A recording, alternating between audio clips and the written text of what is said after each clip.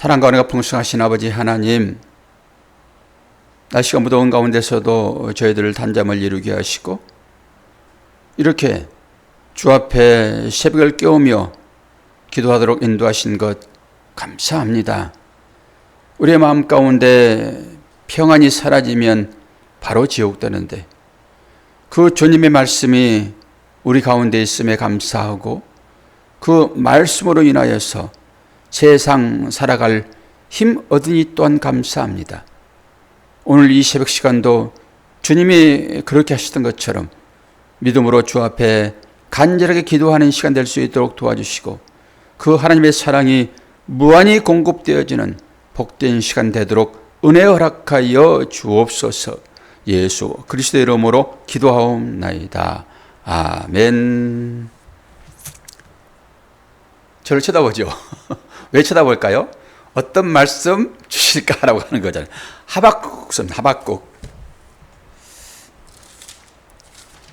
하박국은 소선지자예요.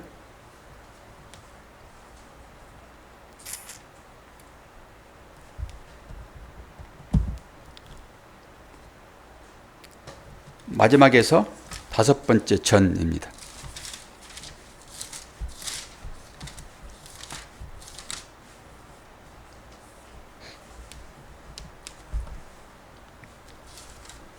음. 3장까지만 있어요. 하박국 1장 1절에서 4절입니다. 선지자 하박국이 묵시로 받은 경고라. 여호와여, 내가 부르짖어도 주께서 듣지 아니하시니 어느 때까지이니까? 내가 강포로 말미암아 외쳐도 주께서 구원하지 아니하시니이다. 어찌하여 내게 죄악을 보게 하시며 폐역을 눈으로 보게 하시나이까? 겁탈과 강포가 내 앞에 있고 변론과 분쟁이 일어났나이다. 이러므로 율법이 해이하고 정의가 전혀 시행되지 못하오니 이는 악인이 의인을 애워쌌으므로 정의가 굽게 행하여 짐이니이다. 아멘. 세상 불행에 대한 탄원, 하박국의 탄식 이렇게 보면 되겠죠. 하박국의 탄식. 예레미야도 사실 별명이 있다라고 하게 되면 예레미야 눈물의 선지자, 이스라엘 백성을 향한 뜨거운 마음이 그에게 있었기 때문에 이스라엘 백성만 생각하면 눈물이 납니다. 우리도 어떤 삶 가운데서 그런 경험들이 있잖아요. 생각만 하면 눈물이 납니다. 이게 그래서 눈물의 선지자라는 별명이 붙었고요. 하박국은 도대체 의인들이 왜 이렇게 공고함을 겪습니까? 그리고 이 악인들에 대한 세상 폭정에 대한 탄식, 이게 하박국의 이제 별명이라고 볼 수 있겠죠. 그래서 탄식하십니다. 하박국이. 근데 하박국은 이제 소선지자예요. 뒤에서 보게 되면은 보니까 나합습, 학습말 이제 이런 거니까 그렇게 이제 외우시면 될 것 같아요. 그리고 대선지자 그러면은 성경을 많이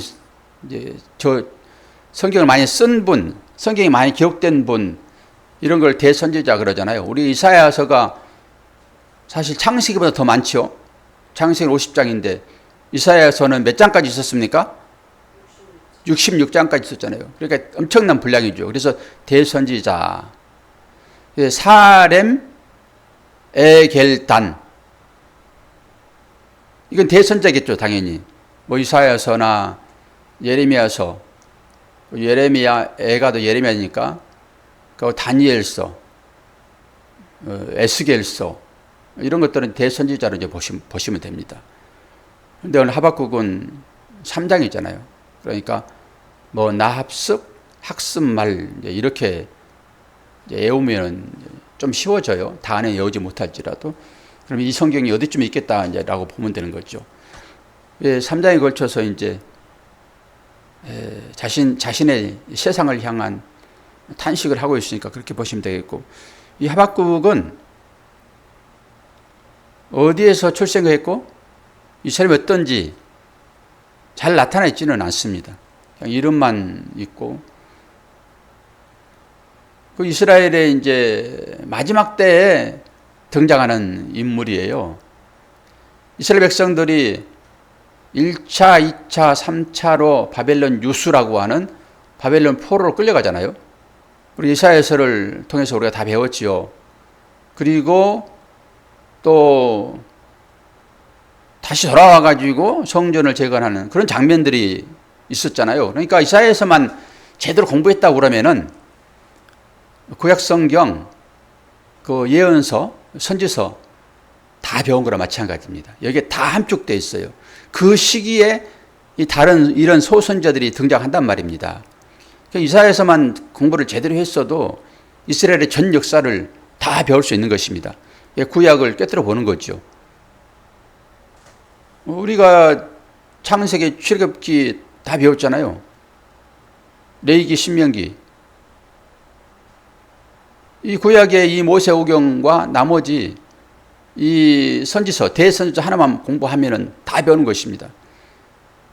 그리고 신약으로 넘어오게 되면은 복음서 하나, 그 사복음서 하나만 다 배우면 다 배운 거예요, 결론은. 이 모든 것들이 다 예수 그리스도를 구약은 예표하고 있고, 신약은 그분이 오셔가지고 하는 사역들이니까 다 배우는 거잖아요. 근데 제가 어떤 말씀을 가지고 공부할까라고 하다가 이사야서를 공부했으면 뭐 다 배우는 거죠, 뭐. 우리가 예레미야도 새벽 시간에 한번 다루었고 이사야서도 다 다뤘습니다. 그리고 뭐 다니엘서, 에스겔서 이건 다 그 안에 들어있는 것이니까. 그러다가 제가 이제 하박국서도 한 번 했어요. 한 번 했는데 하박국서를 한번 다뤄보자. 이 하박국서는 전체적인 어떤 흐름을 얘기하는 것이 아니라 짤막하게 아주 큰 어떤 호흡으로 이제 이스라엘 백성에 대한 안타까움과 그 응답하시지 않은 것 같은 하나님을 생각하면서 지금 탄식하는 뜻으로 얘기를 하고 있는 것이니까 이 정도만 달아도 전체인 걸 다 다뤄주겠다. 그리고 이제 다니엘서 같은 경우에는 이제 끌려가서 어떤 일이 있었는가 자세하게 나오잖아요. 그 정도만 다루어도 성경 전체의 흐름을 우리가 이제 파악하지 않겠는가라고 생각을 해봐요. 하박국서가 끝나면은 다니엘서를 한번 다루든지요. 그러면서 끌려가서 이제 그들의 당한 그 일들을 한번 살펴보면은 성경 전체의 흐름을 좀 잡겠다. 10년 이상 설교하면은 뭐 성경은 다 다루는 것이니까요. 여러분도 똑같이 들으신 말씀드리고, 그리고 새벽 시간은 전체적으로 아니면 훑트잖아요. 안 다뤄진 책이 거의 없는 것 같은데요. 거의 다뤄진 것 같은데요. 매일 말씀을 들으니까 빨리빨리 나가는 거죠. 그러면서 이 하박국은 여기에 이제 중요한 단어가 나옵니다. 단어가 우리가 그 단어를 이제 볼 텐데요. 어떻게 예우라 그랬습니까? 이제 믿음이라고 하는 것은, 의인이라고 하는 것은 합의사다. 하박국 2장 4절이다. 이 말씀을 인용하여 신약의 로마서나 갈라디아서, 히브리서가 이 말씀을 이용한다. 제일 처음 믿음이 여기에 이제 등장하고 의인이 여기에 등장한다. 라고 한 말씀을 드렸잖아요. 그래서 하박국서 2장 4절을 한번 슬쩍 벌써 보셨죠? 뭔지. 제가 읽어드릴게요. 보라, 그의 마음은 교만하며 그 속에서 정직하지 못하나 의인은 그의 믿음으로 말미암아 살리라. 의인은 그의 믿음으로 말미암아 산다라고 하는 것은 뭐예요? 여기서 그는 본인을 얘기하는 것이 아니라 예수 그리스도를 또 얘기합니다. 의인이라고 하는 것은 예수 그리스도께서 허락하신 우리 입의 말씀이 바로 하나님께서 주신 거잖아요. 그래서 그의 믿음이다라고 하는 것은 예수 그리스도께서 우리에게 주어진 믿음, 그 믿음으로 산다라고 하는 것이 여기에 기록되어 있습니다. 그래서 이 말씀을 차용하여 로마서는 어떻게 말씀을 하고 있습니까? 로마서 1장 17절에 보면은 복음에는 하나님의 의가 나타나서 믿음으로 믿음에 이르게 하나니 기록된 바 오직 의인은 믿음으로 말미암아 살리라. 똑같은 말씀이죠. 여기도 믿음으로 믿음에 이르게 한다 이런 거잖아요. 믿음으로. 그러니까 우리가 생각하는 그 믿음과 그 믿음이 주어진 믿음이란 말이에요. 우리 속에서 솟아나는 믿음이 아니라 주어진 믿음, 바깥으로부터 주어지는 믿음, 구원이 그렇게 오는 거잖아요. 그러니까 우리가 잘났다 할 수가 없죠. 우리의 모든 것들이 다 주어지는 것들이니까요. 그 내가 그걸 소유할 수 있지만은 그것은 주인은 누구실까요? 하나님이시죠. 모든 것의 소유물의 주인은 하나님이십니다. 믿음까지도 그렇다고요. 그래서 로마서가 그렇게 얘기하는 것이죠. 그러면서 기록된 바 그렇게 얘기하잖아요. 어디에 기록입니까? 오늘 이 말씀이에요. 하박국서 2장 4절. 여기에 기록됐다라고 하는 거죠. 그리고 갈라디아서 우리가 다 공부했습니다. 이것도. 갈라디아서 3장 11절도 또 하나님 앞에서 아무도 율법으로 말미암아 의롭게 되지 못한 것이 분명하니 이는 의인은 믿음으로 말미암아 살리라 하였습니다. 오늘 하박국 선지자의 말을 전부 이용하는 것입니다. 자기 말이 아닌 것이죠. 물론 갈라디아서도 로마서도 사도 바울이 쓴 서시기는 해요. 그러나 사도 바울의 그 복음이 바로 여기에 있다라고 하는 거잖아요. 그 근거가 어디가 있다고요? 하박국서예요. 그렇다 하게 되면은 사도 바울은 율법의 의로는 흠이 없는 자입니다. 그럼 뭘까요? 전체적인 율법을 다 깨뜨리고 있다라고 하는 거예요. 구약의 그 모세오경뿐만 아니라 이 대선지서, 소선지서까지 전부 깨뜨리고 있다는 것입니다. 그래서 여기에서 나오는 모든 하나님의 율법을 자기는 다 지킨다라고 하는 거예요. 사도 바울은. 그렇기 때문에 특별하게 하나님께서 부르시는 것입니다. 하나님께서 아무나 부릅니까, 여러분? 그럼 우리는 이제 이번 주일날 설교할 내용이기도 하지만은 약한 데서 강함이 나온다고 사도 바울이 얘기하잖아요.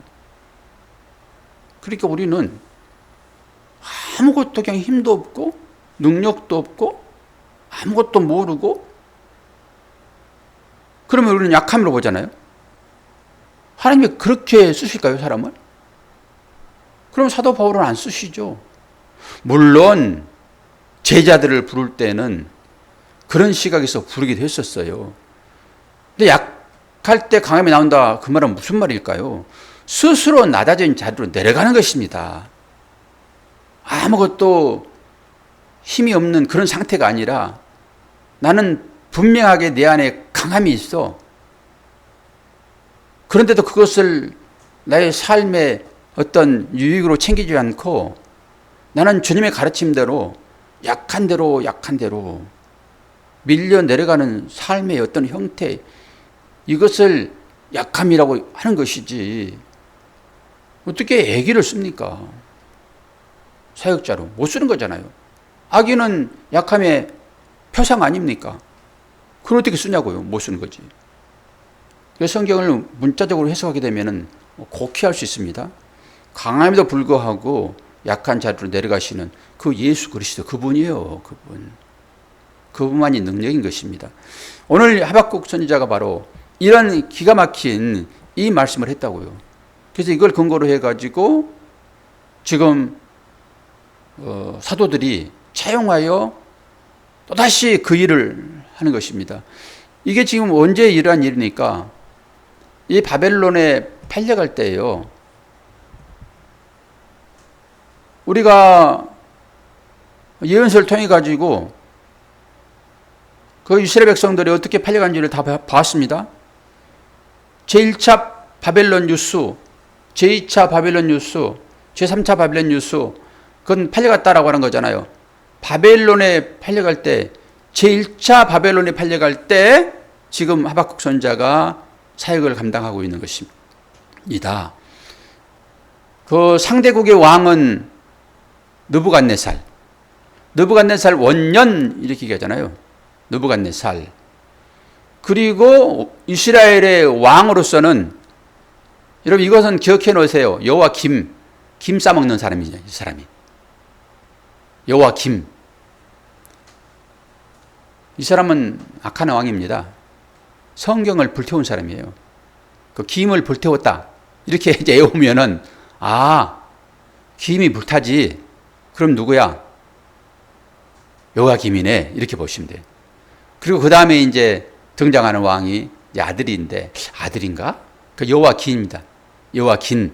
그 여호와김과 여호와긴 비슷하잖아요. 그리고 2차 바빌론, 그게 느부갓네살 아마 9년일 것입니다. 8년? 8년이다, 8년. 8년이고, 그리고 이제 제 3차, 똑같은 느부갓네살이에요. 그게 이제 18년쯤 될 것입니다. 18년. 그리고 그 당시에 마지막 왕은 그 눈 뽑힌 왕이라고 보시면 돼요. 눈 뽑힌 왕, 시드기야. 우리가 사사기를 통해서도 눈 뽑힌 사람을 봤지요. 누구일까요? 삼손이, 삼손. 삼손도 블레셋 사람들한테 끌려가가지고 눈 뽑혀서 끌려가잖아요. 왜 이렇게 눈을 뽑는지 모르겠습니다. 시드기야도 눈을 뽑히잖아요. 마지막 왕입니다. 그는 예레미야 선지자가 그렇게 외쳤어요. 야, 팔려간다. 우리 다 배웠잖아요, 그런 것들은. 그리고 이제 조공을 바칠 때였는데, 당연히 1차, 2차 다 팔려갈 때는 그대 앞제 가운데 들어있는 거고 조공을 바치는 거잖아요. 그리고 조공 바치면 됩니다. 그냥 그렇게 살면 되는 거예요, 그냥. 그런데 이 시드기야는 그 바벨론에 조공 바치다가 그냥, 야, 너희들한테 안 되겠어. 그리고 애국 군대를 또 이제 불러들이잖아요.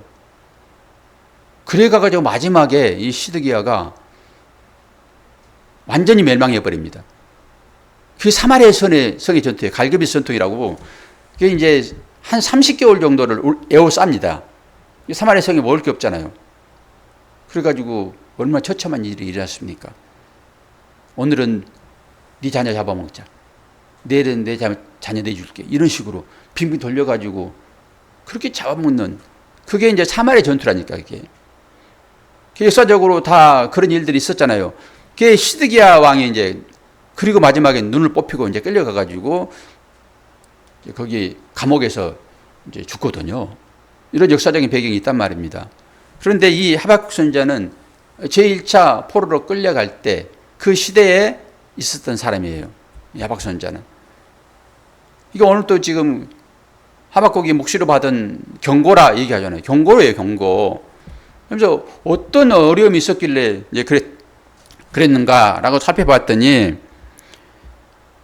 이 바빌론 이 사람들이 얼마나 이스라엘 백성들을 힘들게 했는지 한 5가지 정도만 보게 되면은, 이 바빌론의 폭정이라고 이제 별명을 붙일 수가 있는데요. 첫 번째, 그들의 그 만족할 줄 모르는 탐욕. 그리고 두 번째는 과도한 야망. 그리고 잔인한 폭정.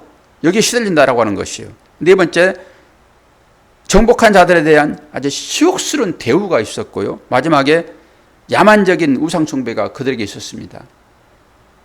이런 일들 때문에 이스라엘 백성들이 우리 이사야서를 통해서도 봤듯이 정말로 힘든 삶을 살았다고요. 그 끌려가가지고 가만히 있었겠습니까? 그렇지 않다라고 하는 거예요. 이 야만적인 이런 행동들이 계속 이스라엘 백성들을 힘들게 했다라고 하는 거예요. 몇 년 동안 그렇게 했을까요? 70년이요. 그런데 이것보다 더한 폭정들이, 사실 애굽에 있었을 때는 그렇게 강한 폭정들이 없었죠. 마지막에 이제 모세가 가가지고 그들을 하나님 명령에 의해서 빼놓으려고 했을 때 10가지 재앙이 막 내리니까 그때 더 강한 부식이 있었지만은 그들은 거기에서 430년을 살았다고요. 430년. 특별한 하나님의 이제 경륜이 그 가운데 있기는 하겠지요. 그러한 어려운 가운데 이 하박국 선지자가 등장을 하는 것이고, 이 하박국 선지자를 통하여서 하나님은 또 다른 역사를 계획하시고 인도하십니다. 그래서 선지자 하박국이 묵시로 받은 경고라라고 하는 거예요. 오늘 그래서 하박국 선지자의 이제 호소가 2절에서 4절까지 있는 것입니다. 이게 우리의 삶의 정황으로 살펴보면은 어떤 힘든 여정 가운데서 기도하시면 응답하겠다고 말씀하신 그 하나님 앞에 얼마나 힘써서 우리가 기도합니까? 금식하고 단식하면서 기도하잖아요. 그런데 도대체 묵묵부답인 그런 하나님을 우리가 경험하지 않습니까? 물론 세면 음성 가운데 우리의 삶을 주관하시는 그 하나님의 인도함도 분명히 있으나 실제적으로 우리가 그런 경험을 하잖아요. 이 하박국도 그 상황을 보면서 지금 이 기도를 하고 있단 말입니다. 그런데 하나님은 전혀 응답을 안 하시는 거예요. 우리가 이제 5절부터 그거 볼 거잖아요. 그건 다음 주 월요일부터 이제 보게 될 것인데 우리의 삶과 똑같습니다. 그리고 나서 마지막에 이제 무화과나무에 열매가 없어도 포도나무에 소출이 없고 그리고 우리의 양과 소가 없어도 나는 여호와로 인하여 뭐 한다고요? 노래하리라.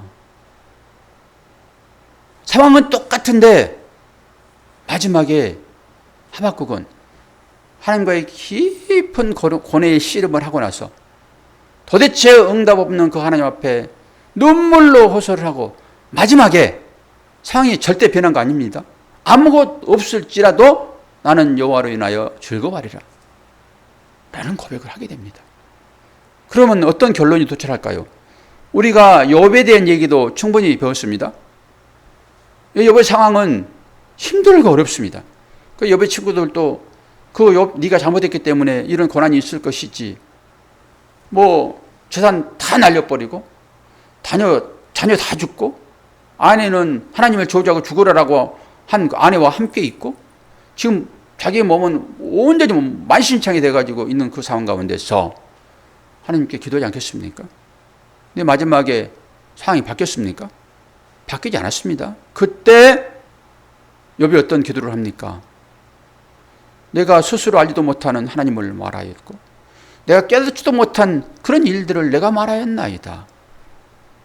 귀로만 들었던 하나님을 내가 이제 눈으로 봅니다라고 얘기를 한단 말이에요. 그 고난의 큰 과정을 거치면서 그때 완전히 변화되어지잖아요. 갑절로 주어지는 복을 받잖아요. 뭘 얘기할까요? 똑같습니다.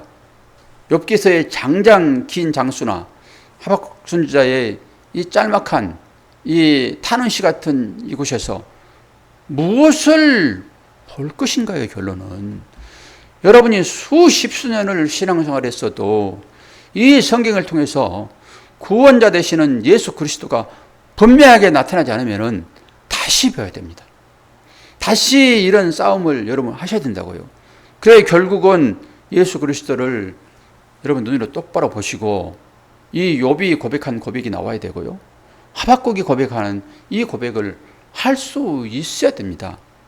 그래서 이 새벽 시간은 그렇게 고백하는 자들의 모임인 것이고 또 다른 모임이라고 하는 것은 어려움 가운데 처해 있어서 하나님께 간절히 기도하는 그 기간들을 생각하시고 우리가 결론을 아는 사람들이기 때문에 그 결론 가운데는 이렇게 하나님의 은혜가 부어지는구나 라는 소망으로 여러분 새벽을 깨우셔야 됩니다. 이 두 가지가 분명하게 있는 거예요.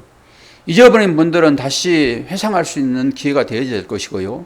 이 사실을 알지 못하는 분들은 이 말씀을 통해 가지고 나의 삶이 이 사람들과 똑같네. 도대체 나한테 왜 이런 어려움이 지속되고 있는가? 내가 교회를 다니는 이유가 기도하면 응답하겠다고 하신 하나님을 내가 믿기에 그렇게 들었기에 귀로 들었기에 내가 이 기도 생활을 하고 있는데 도대체 왜 응답 없지? 라고 할지라도 말씀을 보시면서 응답하시게 되는 그 하나님을 경험하는 복된 시간 되어지기를 축원합니다. 쉼없이 20분 떠들었습니다. 어떻습니까? 기대가 됩니까? 예.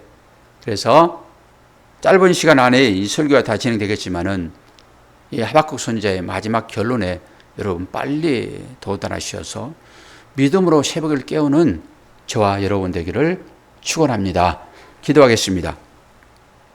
아버지 하나님, 우리의 삶 가운데도 여러 가지 환난적인 일들이 있습니다. 그리고 우리는 그 과정을 겪어오면서 과연 하나님이 어떤 분인지, 예수 그리스도가 어떤 분인지를 고백했습니다. 그러나 또 잊고 삽니다. 또 돼지가 우리 가운데로 들어가고 개가 토한 것을 먹듯 그렇게 우리가 삽니다. 말씀만이 우리를 분명하게 조명하여 내가 어떤 자인지를 알게 할 것이니 그 말씀 앞에 새벽에 진실되게 서는 우리가 되기를 원합니다. 아버지 하나님, 잊어버릴 때마다 찾아오셔서 경각심으로 우리에게 말씀하실 때 듣게 하시고 보게 하여 주시어서 오직 주님만이 나를 사랑하시는 주님이십니다라고 고백하는 복된 하나님의 자녀들 될 수 있도록 인도하여 주옵소서. 이제 폭염이 시작되었고 우리는 또 어려운 가운데 있게 될 것입니다. 용광로에 들어간 것 같은 그런 삶이 우리 가운데 있을 것입니다. 그럴지라도 주님 그 가운데서 불순물 다 제거되어지고 100% 순금으로 나타나 성전을 꾸미는 우리의 삶이 될 수 있도록 은혜 허락하실 때 이 모든 고난들을, 어려움들을 기도하는 가운데 잘 이겨낼 수 있도록 은혜 허락하여 주옵소서. 공부하신 분들이 새벽을 깨우며 주 앞에 간구합니다. 평안한 분들은 유지를 위하여 기도하게 도와주시고, 어려운 분들은 어려운 나름대로의 하나님의 뜻을 깨달을 수 있도록 기도하여 하나님의 응답받는 새벽 될 수 있도록 도와주시옵소서. 감사드리며 예수 그리스도의 이름으로 기도하옵나이다. 아멘.